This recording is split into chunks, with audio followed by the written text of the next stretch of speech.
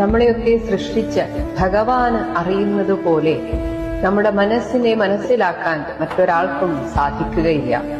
അതുകൊണ്ട് തന്നെ ഈ ലോകത്ത് എങ്ങനെ ദുഃഖങ്ങളും പ്രതിസന്ധികളും ഒക്കെ വരുമ്പോൾ അതൊന്നും മനസ്സിനെ ബാധിക്കാത്ത രീതിയിൽ എങ്ങനെ സുന്ദരമായി ജീവിക്കാം എന്ന് നമ്മെ പഠിപ്പിച്ചു തരുന്നതാണ് ഭഗവത്ഗീത.